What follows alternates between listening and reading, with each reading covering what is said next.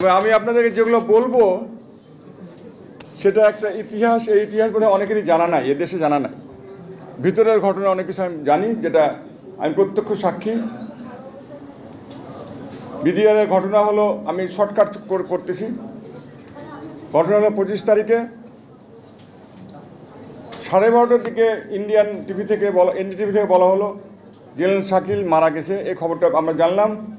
আমি তো national defence কলেজের কমান্ডার ছিলাম।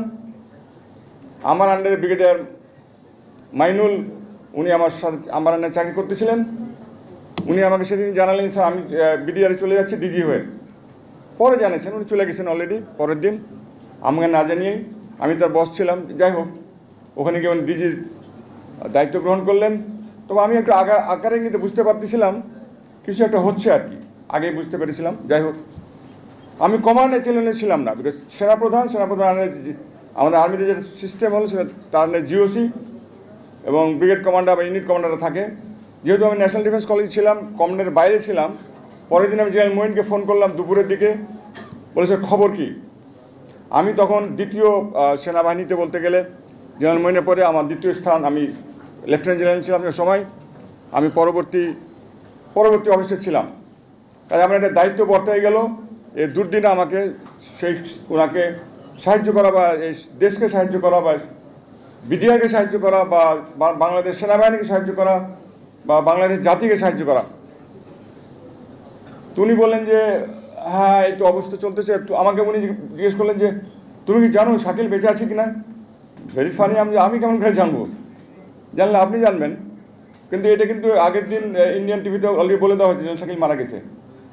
আমরা বিভিন্ন রকম খবর পাচ্ছিলাম, বাট আমি সেনাবাহিনী প্রধান থেকে ডাইরেক্ট কথাটা শুনতে চেয়েছিলাম। তো উনি বললেন যে তুমি কি জানো যে জেনারেল শাকিল মারা গেছে কিনা। যাই হোক, তারপরে 25, 26, 27 শুক্রবারের দিন, মোস্ট প্রবল 28 তারিখ কি 27 তারিখ হবে, উনি আমাদের ঢাকা এরিয়ার সমস্ত অফিসারকে ডাকলেন সেনা সদরের পিছনে আমাদের একটা বড় একটা অডিটোরিয়াম আছে। এটা কিন্তু ইতিহাস, আপনারা জেনে নেন। এই ইতিহাস আপনারা কোথাও এখন পর্যন্ত পান নাই, আপনারা জানেন না। আমি একজন সাক্ষী, এখনও জীবিত আছি। একদম এটা উঁচু লেভেলের ইতিহাস, উঁচু স্তরের ইতিহাস। কর্নেল হাসিনুর বা জেনারেল হাসান নাসির বা আরও অনেকে অনেক কিছু বলে গেলেন ট্যাকটিক্যাল লেভেলে। আমি এটা প্রধানমন্ত্রীর সাথে আমাদের তখন 1-to-1 কথাবার্তা হচ্ছে। তো জেনারেল মোইন আসলেন বিকাল ঠিক জুম্মান, আমি নামাজ পড়ে বাসায় আসছি, খেতে বসছি, তখন আমি খবরটা পেলাম যে স্যার সেনাপ্রধান সকল অফিসারের সাথে কথা বলতে চান। বা এই ঢাকা এরিয়া, পুস্তকলা, গাজীপুর, সাভার ছাড়া সমস্ত এরিয়া অনেক অফিসার, প্রায় 1000-2000 অফিসার হবে তখন। হ্যাঁ, এরকম 1000-1500 অফিসার হবে, ইয়াং অফিসার সব, major, captain, lieutenant colonel maximum. আমরা বসলাম, আমি সব সামনের সারিতে ছিলাম। জেনারেল মোইন আসলেন, রোস্টামে দাঁড়ালেন, উনি বক্তৃতা দেওয়া শুরু করলেন। উনি যেমনই বলছেন আসসালামু আলাইকুম ভদ্র মহিলা যেমনি কথা বলছেন, অফিসার সব রা করে উঠলো। কেউ চেয়ার ছুঁড়ে মারতেছে, কেউ কাঁদতেছে, কেউ মারতেছে, মানে চিৎকার করতেছে, কথা বলতে দিবে না ওনাকে। ওনাকে কথা বলতেই দিল না ওনাকে। বলে আপনি কেন কথা বলবেন, আপনি তো আমাদের কিছু করেন নাই আমাদের জন্য, আমাদের অফিসারকে বাঁচাতে আপনারা আসেন নাই, আমার কোর্সকে তো আপনি বাঁচাতে আসেন নাই, আমার ইউনিট অফিসারকে তো বাঁচাতে আসেন নাই, আমার রুমমেটকে তো আপনি বাঁচাতে আসেন নাই, আমার প্লাটুন মেটকে তো আপনি বাঁচাতে আসেন নাই, আমার ইউনিট অফিসারকে তো আপনি বাঁচাতে কিছু করেন নাই। উনি আমার কিছু করার, উনি হয়তো বলার চেষ্টা করলে আমার কিছু করার ছিল না, এটা প্রধানমন্ত্রীর নির্দেশ ছিল। তো অফিসাররা মানতে নারাজ, কোনোই কথা শুনবেন, একদমই কথা শুনবেন। তা আমি পিছনে তাকাই দিলাম, এটা কি, এটা কি সেনাবাহিনী, সেনাপ্রধান কথা বলতেছে।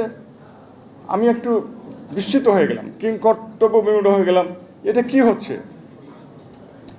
আমি একটু বুঝতে পারতেছিলাম জিনিসটা। তারপরে 2-1 অফিসার দাঁড়ালো, কিছু ব্রিগেডিয়ার লেভেলে 2-1 ঠান্ডা করার চেষ্টা করো, অফিসাররা কোনো কথাই শুনতেছে না। জেনারেল মোইন আমাকে শেষ পর্যন্ত বলে, তুমি একটু মাইকটা নাও, একটু শান্ত করার চেষ্টা করো। আমি মাইকটা নিলাম। প্রথমে আমি অফিসারকে একটু রাগান্বিতভাবেই বললাম, তোমরা যদি এরকম শোরগোল করো তো দেশটা সর্বশান্ত হয়ে যাবে, দেশটা চলে যাবে। কেন যেন আমার মুখ দিয়ে কথা বের হয়ে গেল, হয়তো আল্লাহ তাআলা বললো যে দেখো একটা বাহিনী নষ্ট হয়ে গেছে, বিডিআর শেষ হয়ে গেছে, শত্রু কিন্তু অপেক্ষা করতেছে যে পরবর্তী বাহিনী যেটা হলো আর্মি, সেনাবাহিনী, তারা ঢুকবে এবং সেনাবাহিনীতে পুরোপুরি ধ্বংস করে দিতে পারে, বাংলাদেশ খতম হয়ে যাবে। আমি ঠিক এই কথা বলছিলাম। আমি যতটুকু মনে কথাকে আমি হাজির নাজির করে বলছি, আমি এই কথা বলেছিলাম, দেখো একটা বাহিনী নষ্ট হয়ে গেছে, তোমরা যদি আমাদের কথা না শুনো, শান্ত না হও, শৃঙ্খলা ফিরিয়ে না আনো, তাহলে কিন্তু আরেকটা বাহিনীতে তারা ঢুকে যাবে, আর্মিকে শেষ করে দিবে। এটা আমি কেন বলেছিলাম, আমি জিয়াউর রহমানের সময় প্রত্যেক সপ্তাহে সপ্তাহে একটা করে কু হতো আর্মিতে, তখন আমি আর্মিতে জয়েন করি মাত্র। আর এই কু দেখতে দেখতে খুব তিক্তব্যক্ত হয়ে গেছিলাম, আর কত কু দেখবো।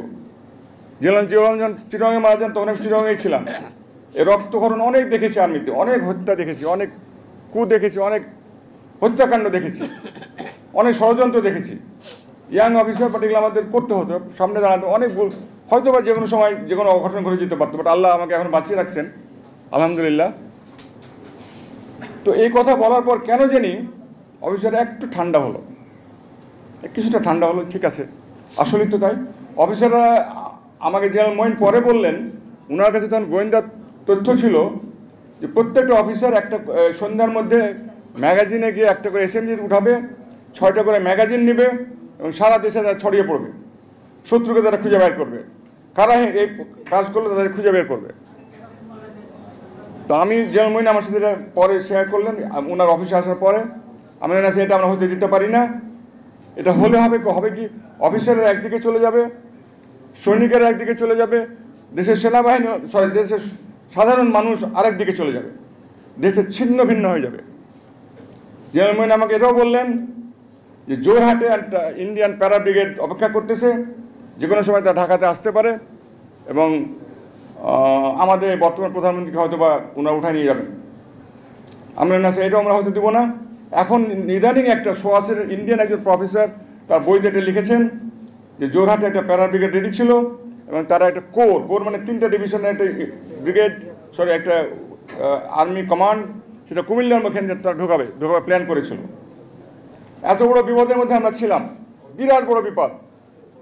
বিডিআর তো শেষ হয়ে গেছে, আমাদের অফিসারগুলো শেষ হয়ে গেছে, আমাদের অফিসারদের ওয়াইফদেরকে যে বিশ্রীভাবে এটা ভাষায় প্রকাশ করা যাবে না, যাই হোক, এবং আমাদেরকে বিট্রে করা হয়েছে, পলিটিক্যাল লিডার আমাদেরকে বিট্রে করেছে। দুইজন নাম, ওনাদের নাম কি জানো, যে আজম এবং নানক, এই দুজন ছিলেন গ্রেটেস্ট ক্রিমিনাল। তারা কিন্তু সব জানতো, তাদেরকে সাজিয়ে পাঠানো হয়েছে বিডিআর এতে। আমি টিভিতে খেয়াল করতেছিলাম, আজম আর দেয়ালের ওখানে হেঁটে যাচ্ছে আর ইয়ে দিয়ে কি যেন ওনার রুমাল দিয়ে ঘামটা মুছতেছে, বলে হ্যাঁ ঘামানোর তো কিছু নাই, উনি তো সব জানতেন, উনি তো খেলতেছেন, উনি নাটক করতেছেন। তো যাই হোক, অফিসাররা আমাদেরকে 14-15টা কন্ডিশন দিল।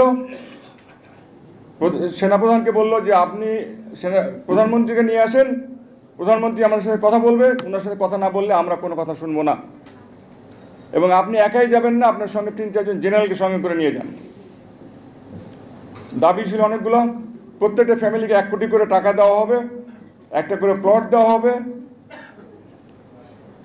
ন্যাশনাল লেভেলে ইনকোয়ারি হবে এবং তাদের যে বেরিয়াল যেটা হবে সেখানে রাষ্ট্রীয় মর্যাদা করা হবে। জেট আমরা বিমান বাহিনীর বিমানও ওখানে ফ্লাই করাইছিলাম, সেও অ্যারেঞ্জমেন্টগুলো করা হয়েছিল। যতগুলো পয়েন্ট দিয়েছিলাম, প্রায় 14-15টা পয়েন্ট দিয়েছিলাম, প্রত্যেকটা কিন্তু তখনকার প্রধানমন্ত্রী শেখ হাসিনা মেনে নিয়েছিলেন। শুধু টাকার কথা বললেন, 1 কোটির কথা যখন বললাম, ভাবি কাঁদতেছেন, কথা বলার ডিফিকাল্ট। 1 কোটির কথা উনি বললেন যে এত টাকা কোথায় পাবো, 58 জন ধরেন অফিসার, অনেকগুলো টাকা, আমি রাষ্ট্রের জন্য 1 কোটি করে টাকা। আমি একটু বোকা ছিলাম, কথাটা ওইভাবে বলতে হতো না, আমি ডাইরেক্ট বললাম 1 কোটি করে দিতে হবে আপনাকে। জেনারেল মঈন রোস্ট্রাম থেকে নেমে